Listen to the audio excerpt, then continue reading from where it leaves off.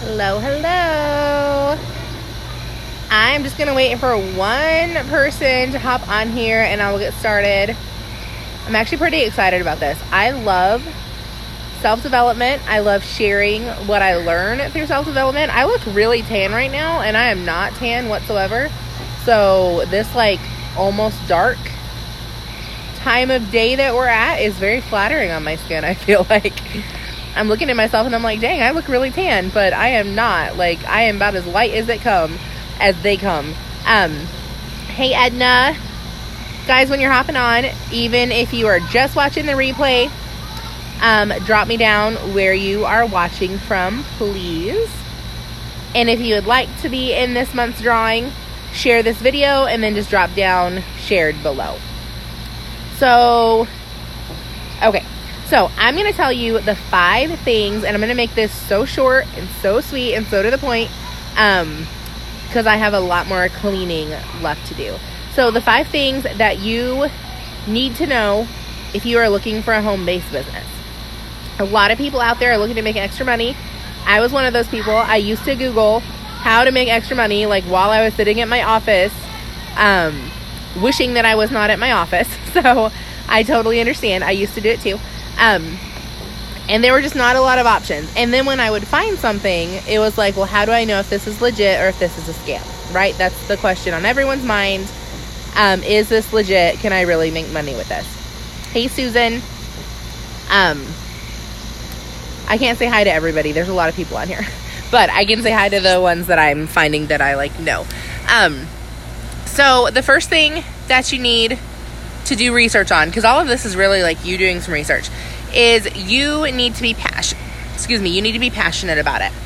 And I feel like this is one that people get wrong a lot, because they think they have to be passionate about whatever the products are that the company represents. Being passionate can actually come in several different forms. Passion about helping other people make extra money. That is really what you need to be passionate about, is passionate about helping other people. So if you're like, I don't really like people, I'm kind of selfish, I don't care, like this probably is not the right avenue of business for you. But if you like helping other people and like seeing other people succeed, and that is your passion, that is where this is a good fit for you. Second thing is you need, whatever company you're looking at, there has to be a need for it in the market. So you've got to be passionate about it, but reality, it's not so much passionate about the makeup or the health products or whatever. It's being passionate about helping other people and helping other people make money. And then a need for the product or the service in the marketplace. So for example, I was with several different companies before joining this one. I didn't do research. I didn't talk to any business coaches. Every business coach I've talked to since then will tell you that health and wellness is the product line or the service that will not ever go out of style. Just an example, again, this is a real life story actually. I have a customer that she orders some makeup from a direct sales company. She also orders some gut health drinks and like immunity boosting drinks from me for her kids and for herself. She got laid off. Do you want to take a guess of which service or which product she dropped and which one she kept? The makeup, and this is her mouth, not mine. The makeup wasn't a necessity. It was something that made her feel good and she liked, but it was not a necessity. The drinks that were helping her kids stay healthy, those were a necessity. So you have to ask yourself, is whatever product this company represents, is it something that's a necessity or is it something that is a luxury? If it's a luxury, probably not the smartest choice if you're looking to build a long-term business. If you're looking for extra hobby cash, it don't even matter. Pick a company that you like and go with it. But if you're looking for like long-term sustainable income, that's when you need to look at these 5 things that I'm telling you about. So health and wellness would be the top pick for that. But then number 3 is you need to know the company that you're joining, because there are several health and wellness companies, right?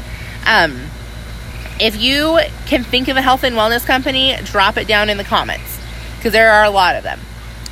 So a couple things that and this is where it gets tricky, because a rep is not going to tell you the bad.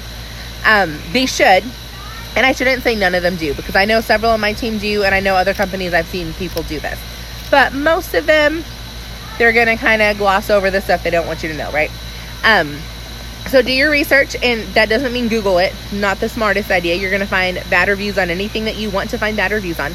But the key things that you need to look for is, has the company been around long enough that they are established and debt-free? Being debt-free is a huge one. If the CEO of the company has had another company that they have sold or shut down, that's a red flag. You need to run. Know your CEO and know what they stand for. It needs to be a family-run company if you want longevity. Now, the tricky part with this is you need a company that's been around long enough that it's sustainable, but they have to still be in the loop with releasing new products and be at the top of the trends, to where you're still going to make money and there's still going to be like people that want to order from you, right? I talked to a lady earlier.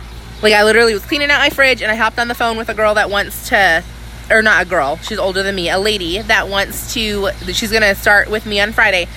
And she's like, yeah, she's like, I haven't heard of you, but when I Googled you guys, she's like, and she was smart because she like actually got the real, what do you call it?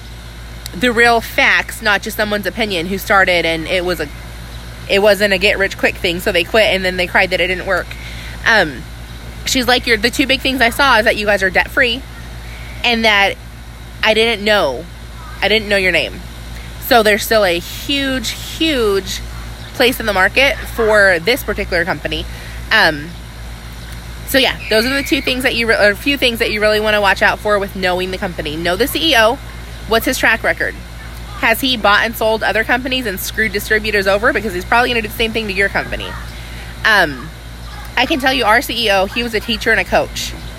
And he started this and runs it as a family-owned company, so he can keep the doors open and make sure that what happened to him, because he was top of a company and they just shut their doors and completely screwed all their distributors. So he started this company in order to make sure that that never happened to anybody else. So I love his why and his passion and just his love for the company and for the distributors. But yeah, so make sure they've been around long enough that it's sustainable income and they're debt-free. Debt-free is the big one. But also that they're releasing new products. I would say every 6 months or so, you need to have a new product coming out if you want to stay relevant in the fast-paced world that we're in right now. So first thing is be passionate about helping other people. Second thing, is there a need for the product or the service in the marketplace? And is it a luxury or is it a necessity? Third thing is do research on the history of the company. Know the CEO story. Know the how long they've been around, if they're debt-free or not, and if they're releasing new products. So again, they've got to be able to stay up with the trends and the competition, or you're not going to make a lot of money with them. Excuse me, I have like allergies that come out not good. So the fourth thing is you need to join, once you find the products that you want and once you find the company, you need to find a good coach. This is one that's tricky because I hear all the time people want to start, oh, my friend started, I'm going to start with them. If your friend can introduce you to somebody that is coaching them, that's also going to take the time to coach you, that has been in the business, is established, is making at least as much money as you want to be making, if not more, then yeah, absolutely. I have plenty of new people on my team that they bring in new people that I train. And when I was new, I brought in new people that my leader trained. So find someone that's established and also find someone that has integrity, guys. I'm just going to give you a real life example. This happened to me. I had a girl that was on my team and she joined. She did not do anything with her business for an entire year. I got on the phone with her. I stayed friends with her. Didn't do anything. And that's okay. Not everyone does. Then all of a sudden I saw her start posting and I was like, oh man, this girl's like, she's finally going to start working. She joined up with another team, which was fine, except she was already a distributor on my team. So her social was linked to that. She'd already signed up her husband, and come to find out, this other team basically told her like, hey, we can train you better. Use your son's social and sign up with us. That reeks of no integrity. You do not want to sign up with somebody like that. Like, be smart. So that was just something that happened recently, but I could tell you dozens of stories. And unfortunately, her account's going to end up being shut down because that's against compliance. You don't just use your kids' social security numbers, you know? The other thing is look at their page. So whoever your coach or mentor is going to be, go look at their page. And again, if they are introducing you to someone else that's going to be training you, then look at that person's page. Because if you're brand new, you're probably going to suck at posting. Let's just be honest. I did. But if you're building a business online, you need to be following someone who knows how to build their business online. So if they're posting pictures of products all over their page or before and after pictures, I wouldn't join with them. I would find somebody who is branding themselves versus branding like their brand being their company. And then the last thing that is a must is you've got to develop your own why. Why do you want to do this? If you just want to get in this for some quick cash and you don't want to put any work in, this would not be the industry for you. Most people that join this company just want to join for a few extra $100 a month, but they understand and they are totally fine with working for that. They know they're not going to sign up and someone's just going to send them a $300 check.